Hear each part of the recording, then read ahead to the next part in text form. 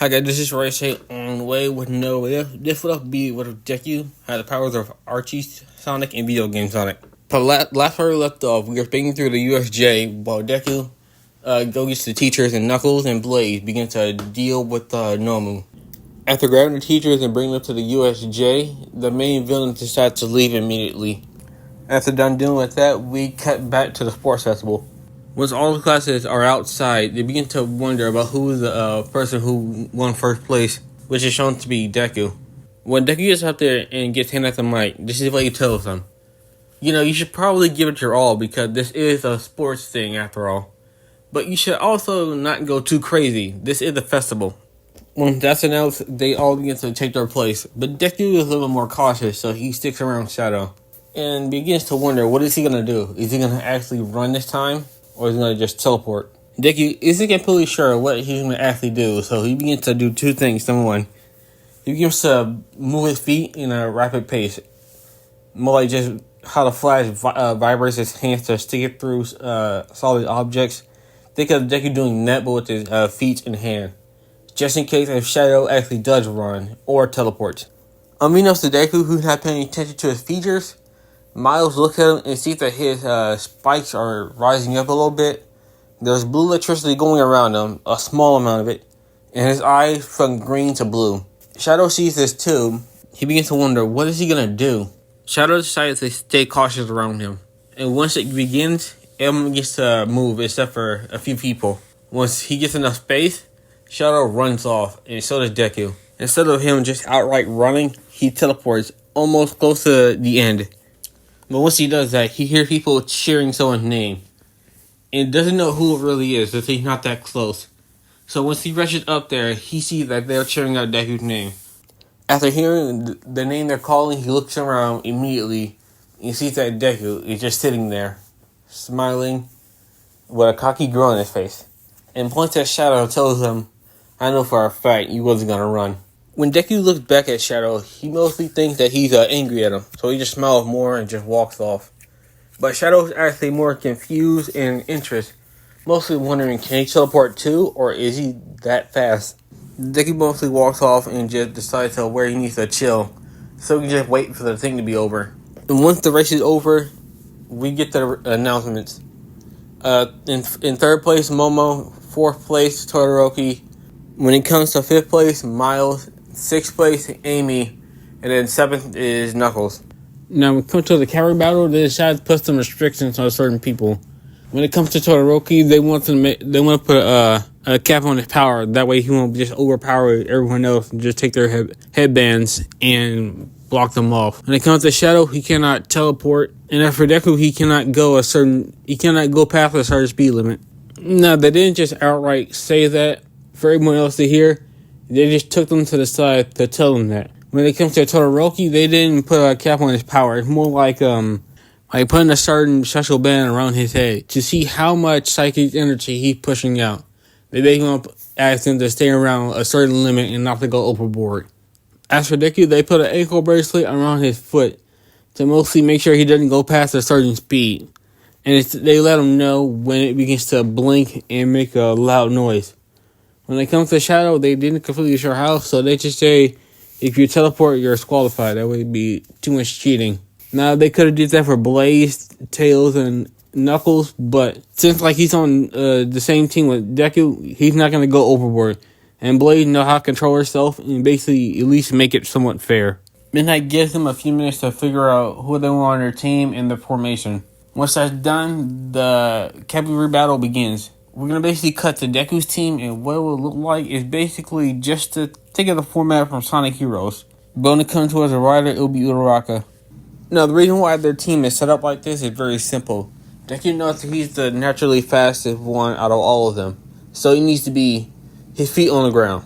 As for Knuckles, he also needs to be on the ground as well. His punches are really good. They're more effective when he basically touching the ground, when he can dig and use the earth to his advantage. Now for Tails, instead of him being the rider, it's very simple. It's the fact that he can protect himself with his own gadgets as he built it, and he did get permission. The other three reasons why is the fact that most people who know that he can fly would suspect that he'll be the rider, and the fact that he's not would mostly catch them off guard. Since he mostly has a gadget, he can also be the long range. Deku as their getaway, Knuckles as their offense and defense, Tails as their range. Now when it comes to Uraraka, she is the lightest out of all of them, naturally. Let alone adding the fact with her fighting skills and her quirk as well, added into the mix, she's literally the best one to have as a rider. Because each of the team members can literally just throw her in the air and just let her use her quirk on herself to let her float for a bit. When I think about it, Knuckles can literally just throw her in the air and use her quirk. Miles can literally just fly her into the air and make him lighter. No, make them both lighter, so it can be easier time. If necessary, he can also use his gadgets to either move her out of the way or just pull her back to the team if someone tries to knock her down to the ground. Now remember, when it comes to like the build of the team, just think of Sonic Hero, but Amy as the horse. Now when it comes to our Shadows team, it's basically the one as original for Bakugo. Replace the boy with tapes for Shinso, since he's taking a little bit of a gamble, not completely sure what his quirk is. But the way he looks, it reminds him of his teacher. He starts to take a gamble and wonder what his quirk is. Now there are multiple reasons why Shadow picked him. Mostly the fact that he reminds him of Aizawa. Since Aizawa explained during their quirk apprehension test that it was irrational in the fact that how they basically use the exams. Shadow remembered that and decided to take a gamble and basically go for him. Since the fact that he's in Gen Ed doesn't look like he's capable of destroying robots. And think about Aizawa, thinking that his quirk is erasing other people's quirk. He can't really use that to destroy robots either. So he decides to take a gamble with it. Now, come to us, the other team, Momo and Todoroki join together. Basically, the format will be the same as in canon, since there will be nothing different except for Kaminari to not use his electricity all at once. Or at least in a way that he can't really hurt them.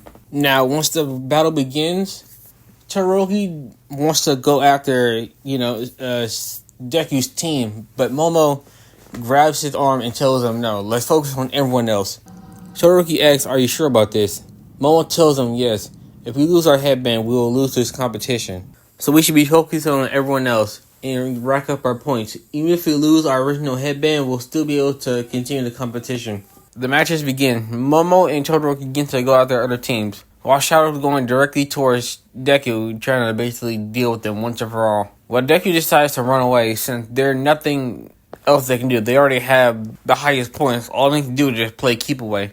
While they're doing that, Shadow begins to throw Chaos Spears at them.